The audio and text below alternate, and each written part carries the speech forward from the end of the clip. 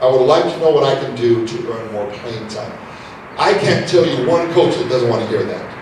I can't tell you one coach that won't go, you know what, Johnny, let's sit down and let's identify the things that you need to do, because the coaches don't have vendettas against your children, and really what they're doing is really a labor of love.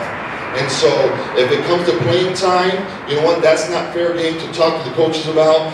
That is them to decide, to maximize, and there's 1,000 things going on. There's effort, there's aptitude, there's the game plan for that day, there's the school, there's the fit, there's the, you know, maybe they're trying to try a new position, you don't know.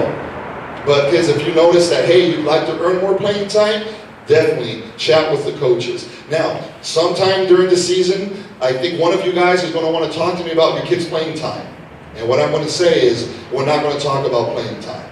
So just prep yourselves for that conversation if it comes, but I will let you know, hey, why don't you ask your student to say, hey, talk to the coach, and can you identify what I need to do to earn more playing time? That is definitely something worth discussing. Also, we're not going to discuss other kids' involvement, like, well, why is Johnny playing because my son Billy's much better? Or why is Susie playing because she wasn't here last week? Or why is Steve playing and my son isn't playing? We simply have instructed our coaches not to engage in that conversation. Now, if you would like to have some leverage there, coach. Simple solution. Put in your time, put in an application, right? Let's interview you. And if you want to coach, wow, we would love some help coaching.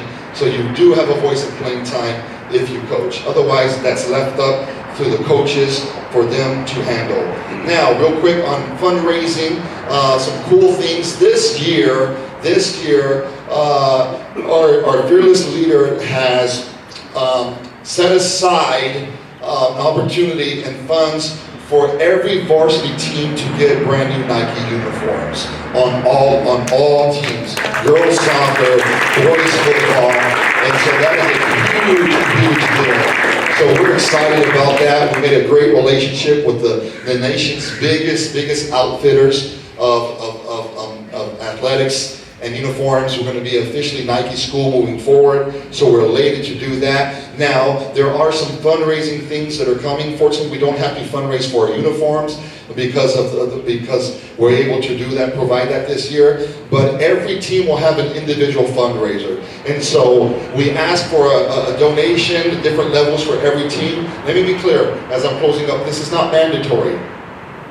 Let me be also clear that if you can do it, we strongly encourage you. There's no punitive responses if you can't do it. Does that make sense, guys? But really, things get tight here and there, and the donation that you give just helps continue to fund the amazing things that go on here, from the uniforms to the equipment to the coach's stipend to traveling to all kinds of things that we invest financially into your student athletes. And so every sport has a donation requested. We encourage you to participate if you can. If you can't, there's no punitive action. There's also the new relationship we have has some stores, some team sports stores that you can purchase and also raise some money as well. And different programs have different fundraising events within the umbrella of that program. We're working on doing a large fundraising event here coming next year. But as far as this year goes, there's plenty of ways to do that. As well as if you have a business or one of your businesses that maybe you work at wants to advertise on our app as well. We'll talk more about that. You'll get emails. There's a great chance to advertise on our app. You know, it's an app that's used all day long from every sport and every coach. So you do get your bang for your buck there. But that's some ways that we can fundraise and help support what's going on here. So thank you guys for paying attention. Enough of me. I'm gonna bring Joanne to kind of talk about how we wrap this up and where we go from here.